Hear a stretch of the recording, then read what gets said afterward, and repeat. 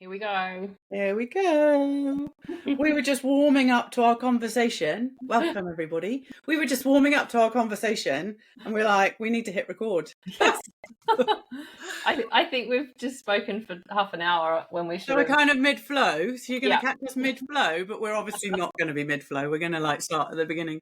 Today we're going to talk about being in the arena, and how that is affecting us both right now, to a certain extent, and then also how we believe it can help your work. And obviously you've got the amazing Brené Brown who talks about it, but we would like to bring our take on it and just discuss it really.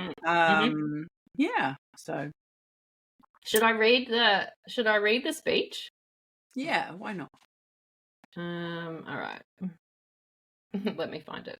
It's not the critic who counts, not the man who points out how the strong man stumbles, or where the doer of deeds could have done better.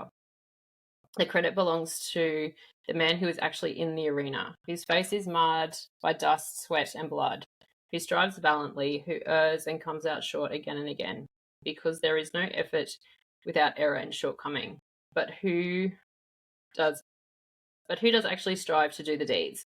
Who knows great enthusiasms, the great devotions, who spends himself in a worthy cause, who at the best knows in the end the triumph of high achievement, and who at the worst, if he fails, at least he fails daring greatly. So at this place shall never be with those cold and timid souls who neither know victory nor defeat. It's funny because I actually came across that quote in my early 20s, mid-20s, early 20s. So what's that, 20, 25 years ago, before the whole Brené Brown thing. Yeah. And it was something that really stuck with me. And actually, I think I created it into an artwork I was doing. I was playing around with photography. God, my memory, I can't even remember. I think I was working I did an apprenticeship at a print lab. Maybe it was earlier than my 20s. And I don't know what I was playing with, some early Canva type thing. Well, obviously very early, because we're talking like a long time ago. And I actually put it in on one of my photographs. And yeah, it was actually a portrait of myself. So weird to think about that. I was doing it then, but like totally randomly. Anyway, because I felt I've always been a little bit of a risk taker, but it took me until my 20s to actually do it sort of consciously and openly. But I guess I've always felt like I've strived, mostly because and I've mentioned this a number of times, but I grew up in a very male-dominated home. Yeah. And a male critical home, should I say? Don't know if that makes sense. But and literally I never really felt that anything that I did was really worthy or good enough or anything. And yeah, I was always striving and endeavoring. And I read that quote and I was just like, it was a little bit of a FU moment. So when the whole Brené Brown thing came out, I was like, yes. I was right. Yes. But we were just talking before we started recording about having our ideas and our questions and our why alive in our minds. And by keeping it alive, we need to exercise it on a regular basis. And as we were talking about before we came on, Melinda, we were talking about how you need to keep training for the arena as well as being in the arena. Mm, yeah. And in the early days when you're training to be in the arena, and then you get in the arena, and then you like You are pummel. getting your face smashed in. Yeah. But it's about keeping going, and we've promised ourselves we're not going to talk about the keep showing up, because it's not necessarily, it is about that, but it is also about that.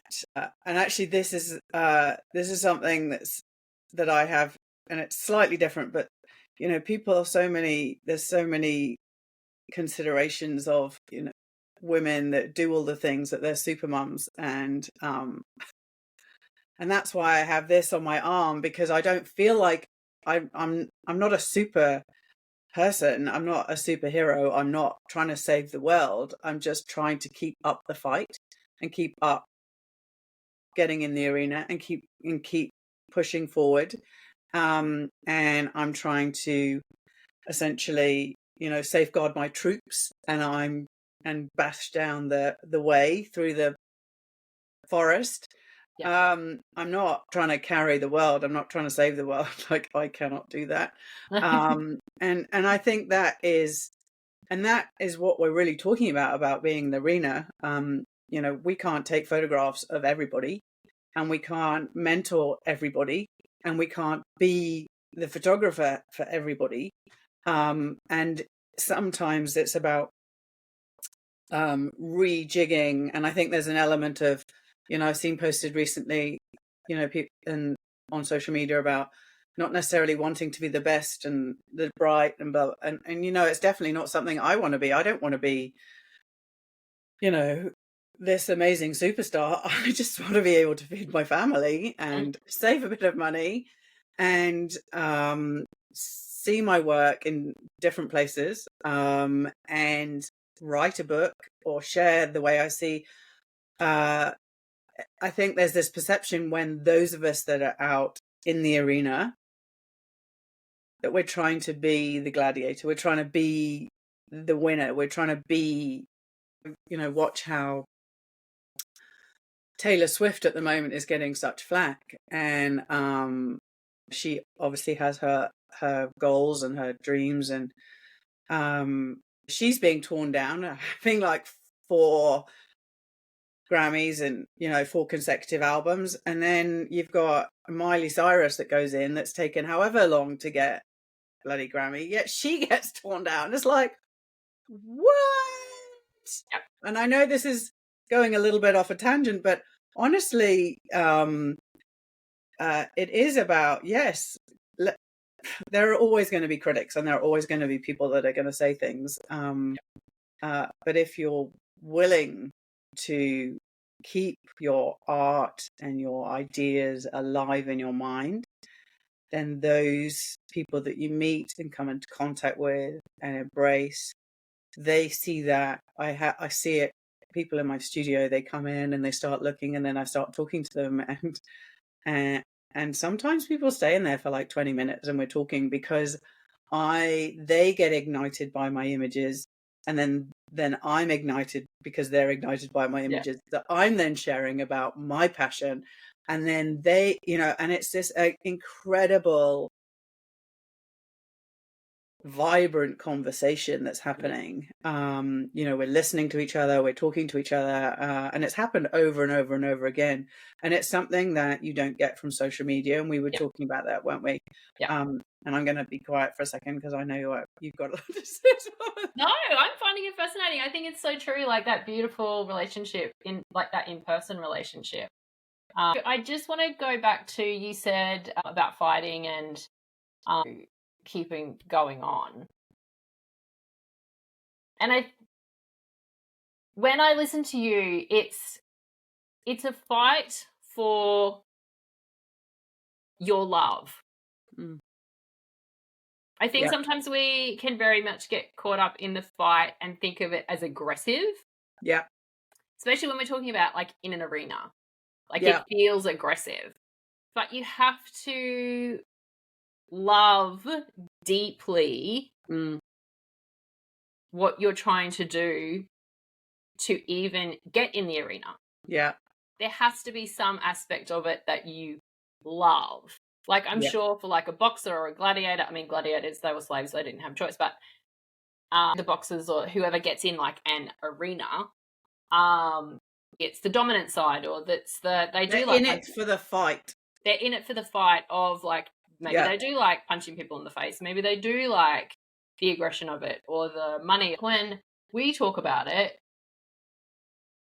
for us, art and what we create, our business, our life, our children, our homes, we had that dream for some reason and then we've created it. Mm. That dream has come from love or wanting security or, you know, wanting to explore our creativity. And when I think it's just been obvious over the last few years to me as a mother to soften into what we're fighting for. Mm. Because Yeah. we can't sustain like a fight when it's an aggressive fight. No. Our creativity shuts down, we get stressed, our mind just goes, you know, just so pinpoint. Whereas if we soften into it, that feels more courageous Mm. than the angry fight. Yeah. Yeah. Because to love something so deeply, to want to fight for it, is so vulnerable. Mm. And you have to be open, and you have to, I don't want to say it because we promised we wouldn't, but you have to show up. Mm. Whereas when you're angry, you can kind of walk away, give them the finger, and that's it. Yeah. Yeah. Yeah. Yeah. My in that terms, and it's quite funny because actually my fight has shifted because of that. Because before I was gasping for air and my creativity was fueled by that. Whereas now I've created a space and I'm not having to fight quite so much. Yeah. My creativity has gone down a little bit. Yeah. Which is really interesting. Yeah. And yeah,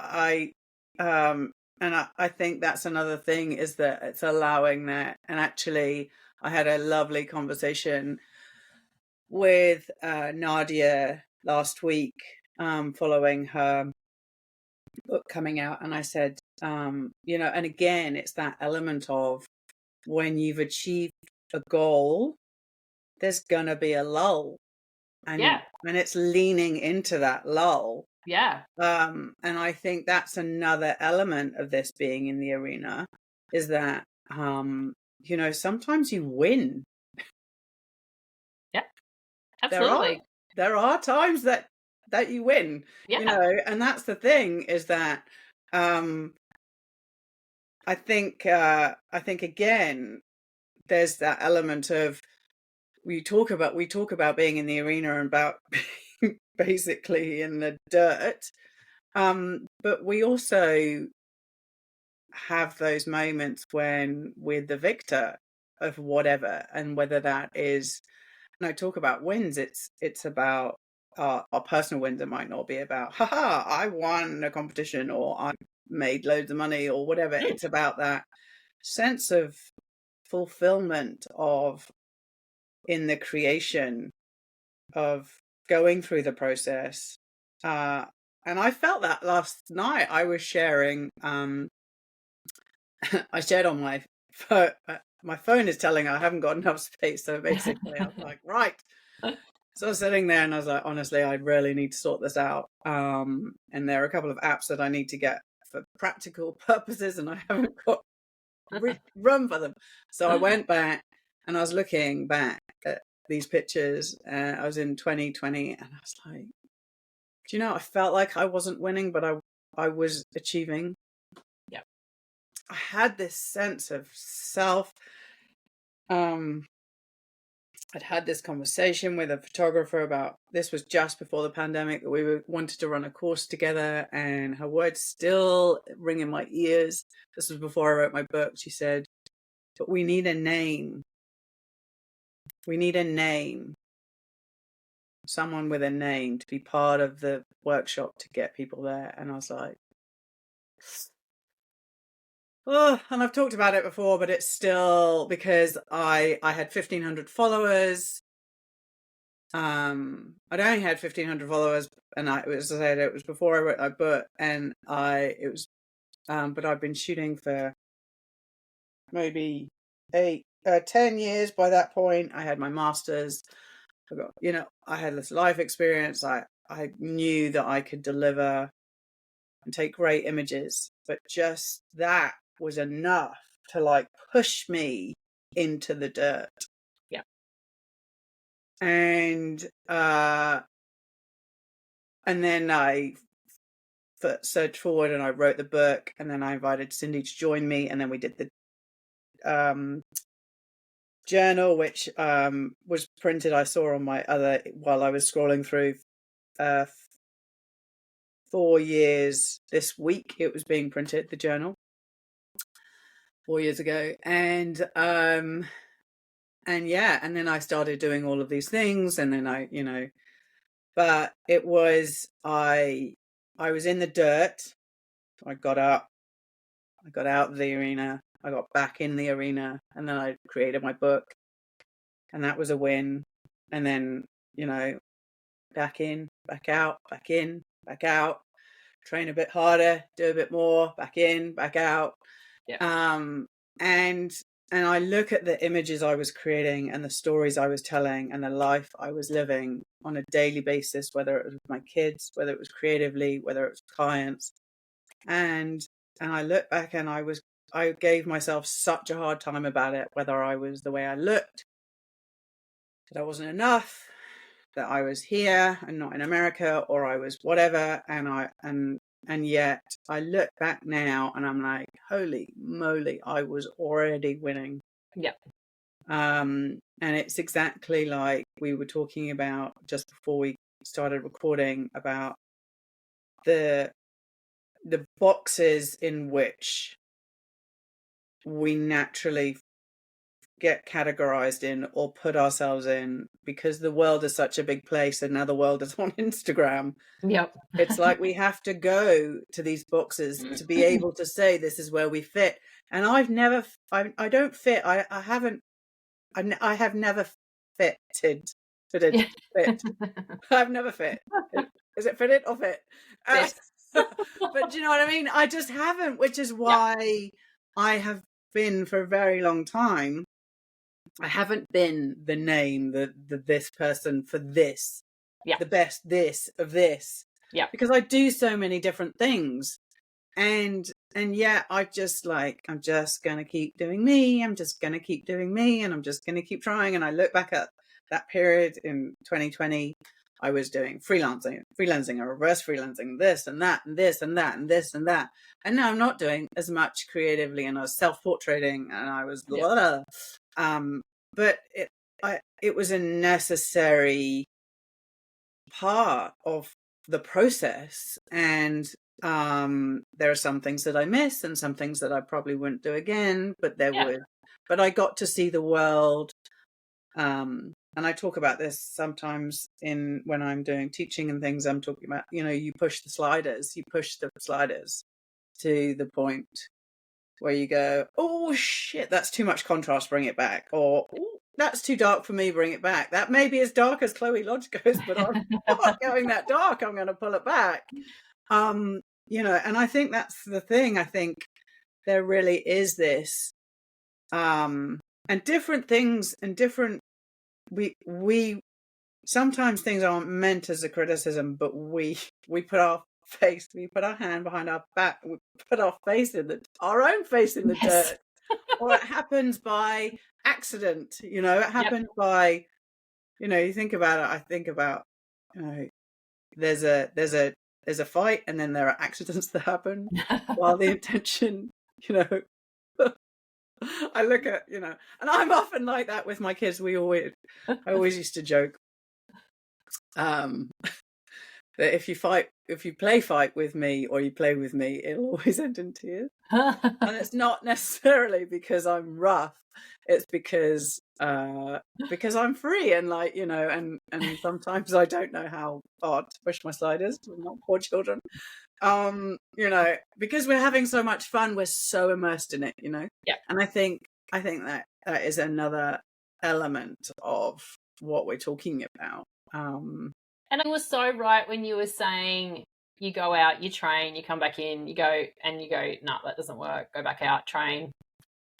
And we really do get caught up in that social media machine and think we need to be in the arena all the time. Yeah. And we forget to train. And look back at what went wrong or what went right. Yes. Yeah. And we pick apart maybe the image that wouldn't win an award. It's probably a shit image, but we hold on to that and go, oh, well, it's all shit. Mm. Why am I even bothering? Mm. And then we'll scroll and look at someone else's. Mm. And we don't go out of the arena. We don't look at our whole body of work. We look at maybe that one image that didn't get any likes on Instagram. Mm. And then we don't train. And then we try and get back in the arena and do the same thing again. Yeah. But it doesn't work because we haven't trained and we haven't explored and we haven't tried different things and we haven't done reverse freelancing. We haven't done anything. We haven't learned from mistakes. And and we haven't learned about ourselves in that situation.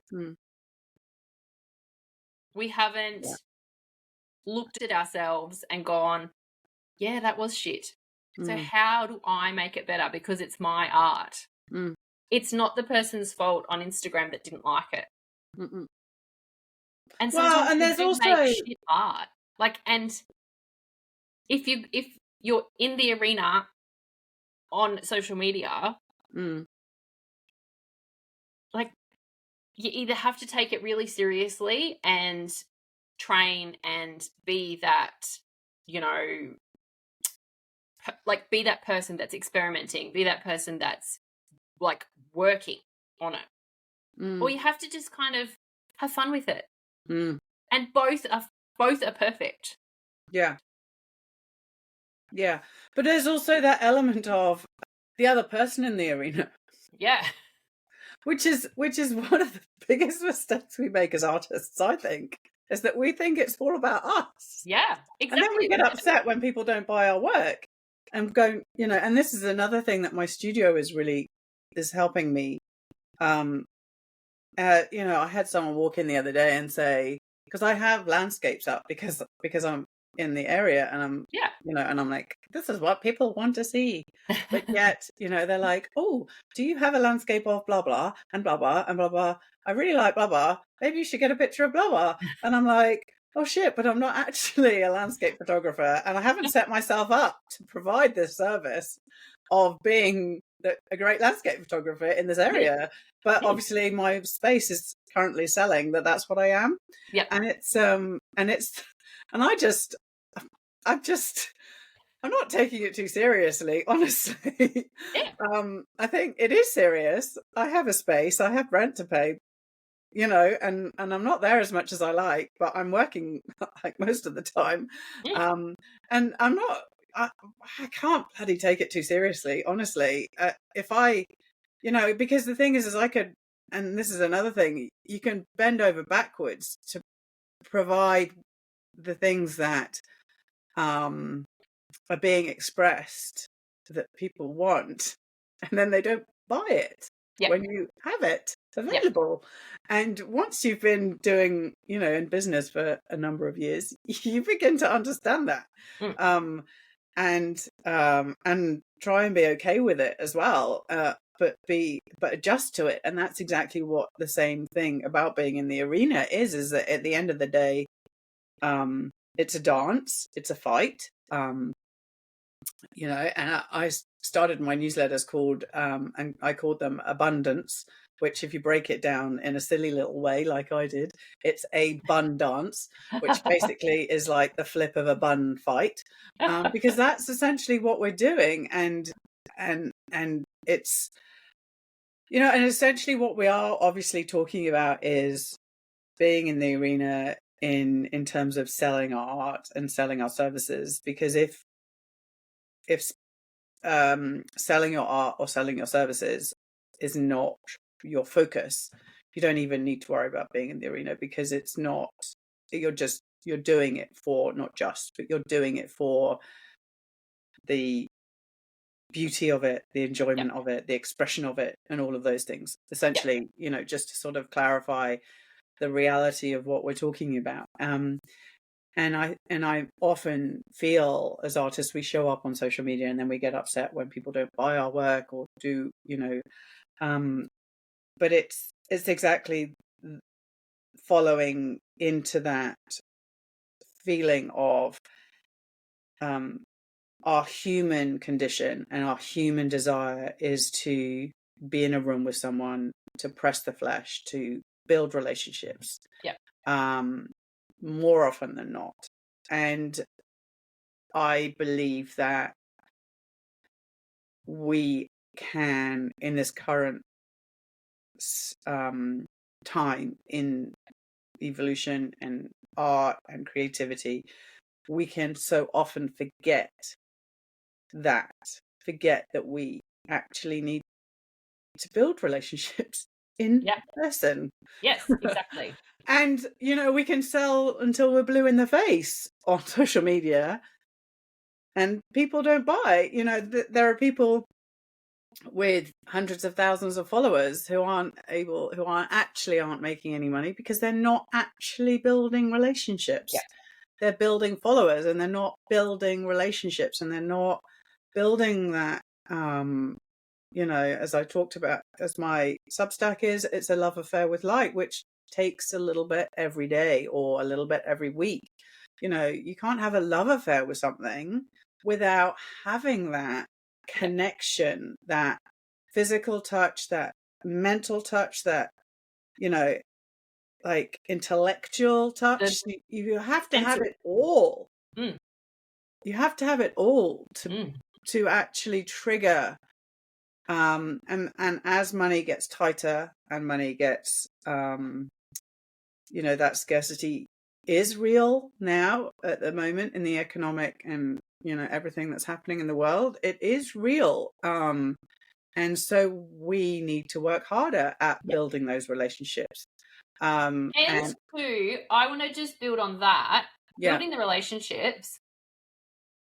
But our art, it can be so many things. It can be healing.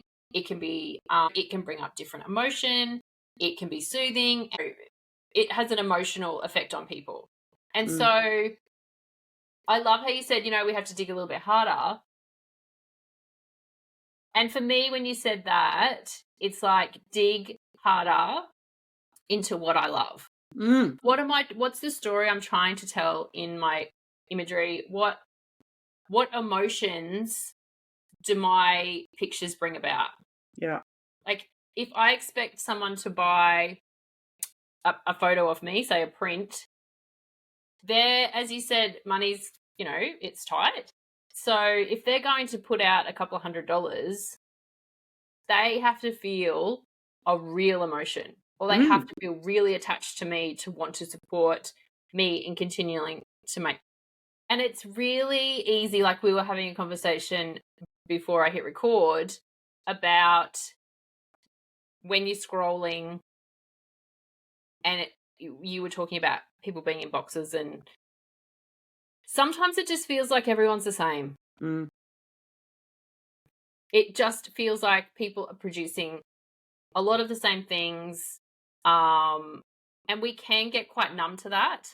Because you scroll and you're like, oh yeah, I've seen that, or oh, that's such and such. But actually, if you have a look, that's not such and such. It's someone else who might have done a course with such and such, or they've followed the same people, or they read the same books, or whatever. And it does make it harder to sell our services and our art because people feel like they've seen it before. And so that brings it back. It always has to come back to us because we're the ones creating it. Mm. We're the ones putting things out there and wanting people to exchange their money for it. Yeah. And so that is such a beautiful thing because we learn so much more about ourselves. Mm. We learn more about our art. It makes us experiment. It makes us see the world differently. And then it's this beautiful exchange of people going, "Oh, look at what she's created this time." Mm. And they might not immediately buy something, but it changes the way people look at what we're creating. Mm. Because they're like, "Oh," and they probably don't think about it as she's in the arena and she's showing up, but it shows our scope of practice. It shows we do experiment. It shows that we're willing to have a go. It shows courage. It shows, she'll put herself out there. Mm. And sometimes those things are more important to people and more motivating to people than buying the art. Yeah. And you never know. 2 years down the road, she might have saved up and buys your art because she's followed your being in the arena. She's seen you come out. She's seen you go train. She's seen you come out in the arena again. She's seen you go train. Mm. And that can be more moving. Mm. I have a few people that do that for me. Yeah.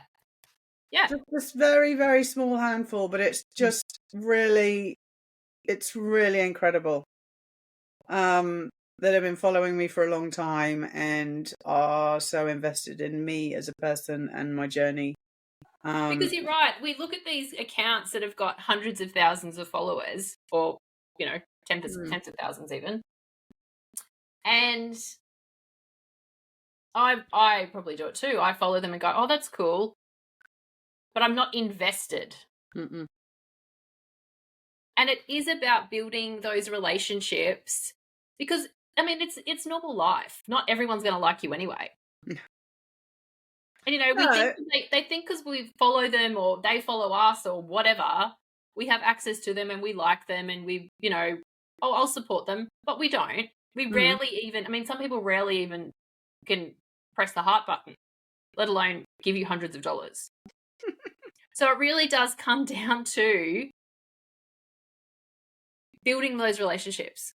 Yeah.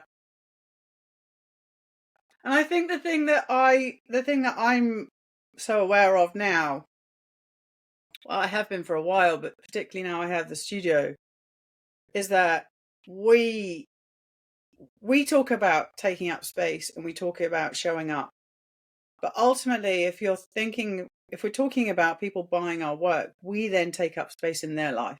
Exactly. On their walls. Yes. And actually, we can love what we're producing and we can instill everything that we have. But if there's no connection to necessarily our story or even that's our time. Or even what we're photographing that's going to fit with their life and their interiors. Yeah. Why? And also there's an element of that truly, and this is something that is really sitting with me, it's that special. So I have one photograph, my signed photograph, that people will buy over and over again, and I got my jigsaw and I got my key ring and I got because they love it, because it's New Zealand, because it's very New Zealand, and the story behind it, and all the gunshots and the target practice and the mountains and all of that sort of stuff. So there is things beyond what it's symbolic. It's very little about my photograph. Like, honestly, yes, I created a quite a cool double exposure, but it's very little about that. Whereas anything else, has to come from me. And I think there is that element potentially with photography, is that it can be replicated so it doesn't feel like a one-off. Yes.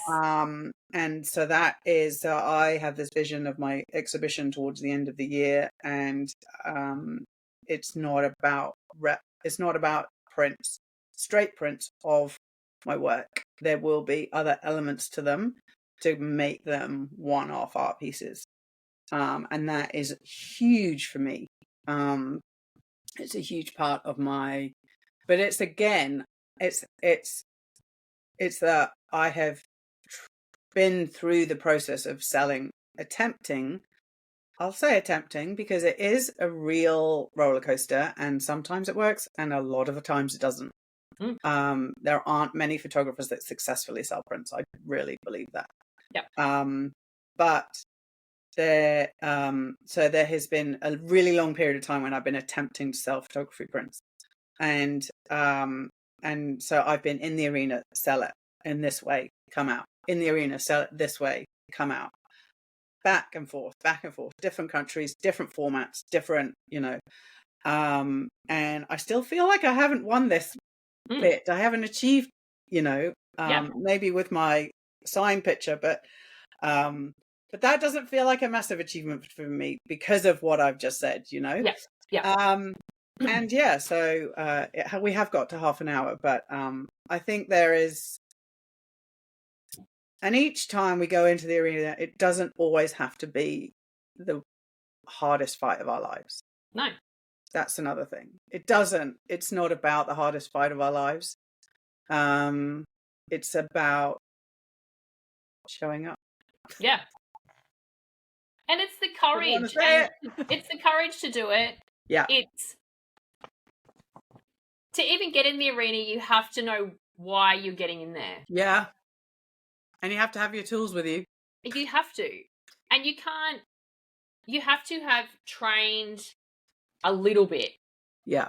Before you get in there. You just do. There has to be something behind you. Yeah. And if we're going to talk just about the whole business of it, if you're going to be horrible to yourself and really berate yourself about why you lost, do better. Go do more training. Why did that happen? Yeah. Like, look at your values. Look at why did I want to win that? And like, which arena are you getting in? Exactly. That's another thing, right? Exactly. I mean, there are so many arenas around the world. Like, have it, because sometimes there are some arenas that I won't even bother. Like, I'm not even, Yeah.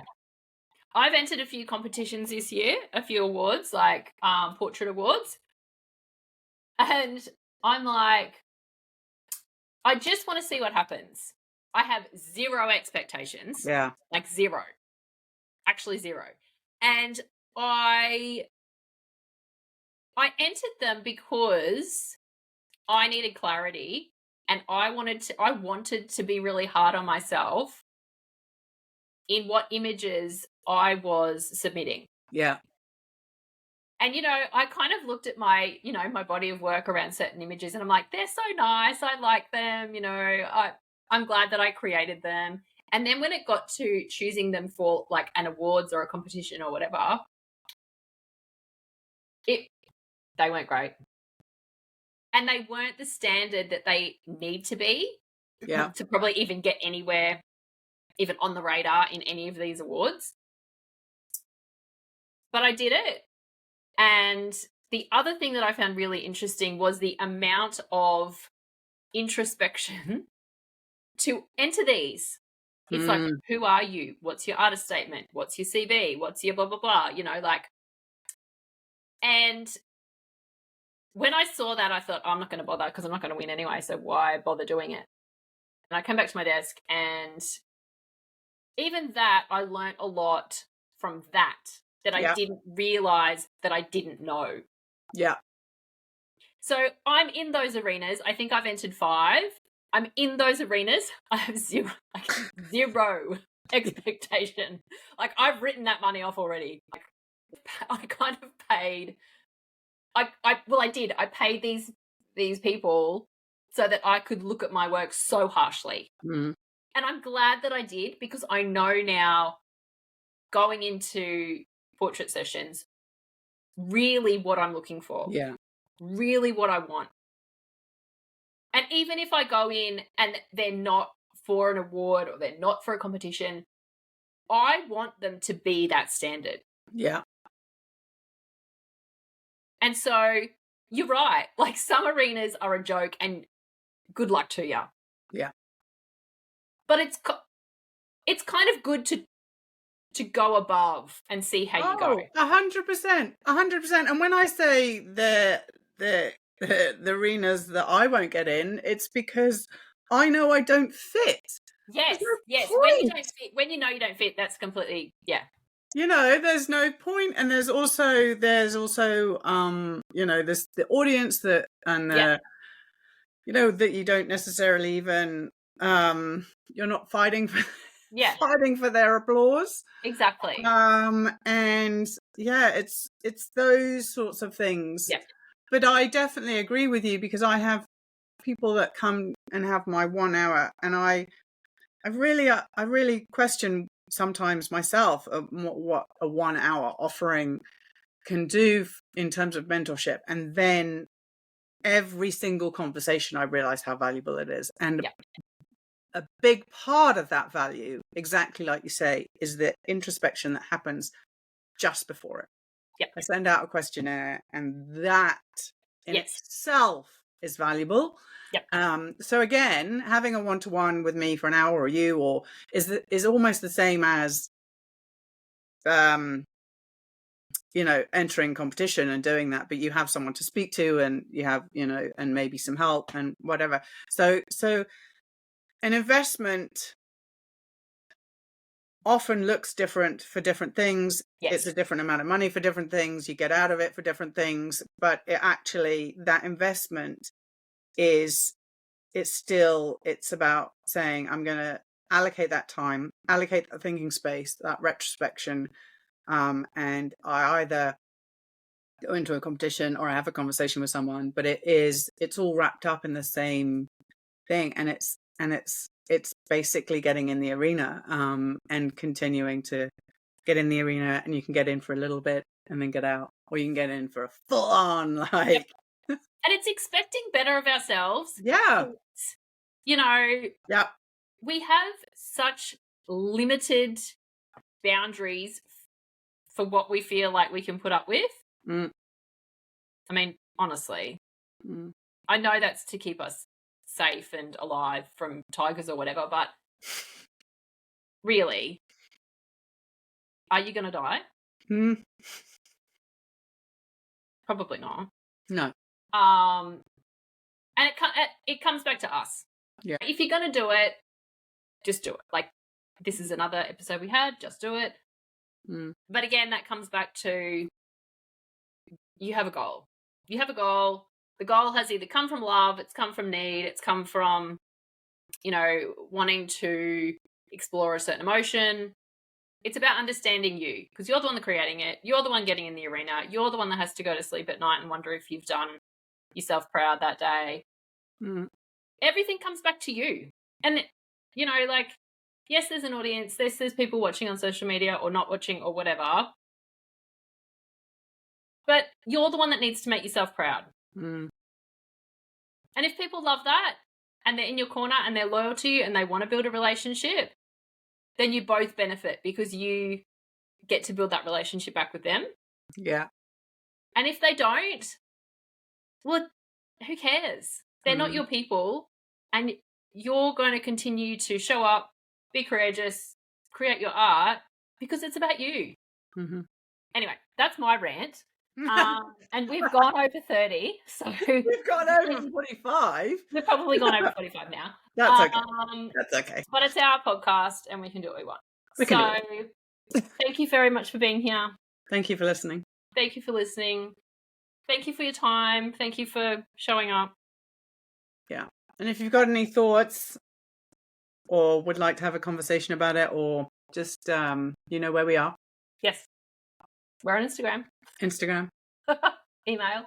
Don't call us. I mean, I probably won't answer. It's quite funny, actually, though, because I did a wedding on Saturday, and this lady came up to me and she's like, "What's your name?" And I was like, "Chloe." She's like, are you Chloe Lodge? I was like, yeah. She said, I've been trying to get in touch with you. I was like, Oh, oh. Because I did this little ad on the back of our little local rag thing oh, that's so cute. about Oh, my great. space. Yeah. And yeah, I got all the details on there, but not my phone number Oh, or Chloe. website. And but it's so funny because you just get to the point of we're so prevalent. I'm so prevalent on Instagram, and I've got my website, and all you have to do is put my name in Google. Particularly around it. Well, maybe not. Maybe it's because I'm Googling myself and everything comes up. But yeah, I'm just like, but everybody, like a small town. How can you not find me? But no, this lady was like, I've been trying to get in touch with you for weeks and you can't find it. I'm like, how much more visible can I be? I'm literally in the main street. All to right. be fair, she's just up the road. She's up the road in the next town, but I mean, still. Okay. Anyway, that's quite funny. We just assume that everybody knows where we are. ChloeLodge.com. And what's your website? melindaredwoods.com.au. Oh, there you go. Easy. There you go. Have a look. Thank you. See you next week. Bye.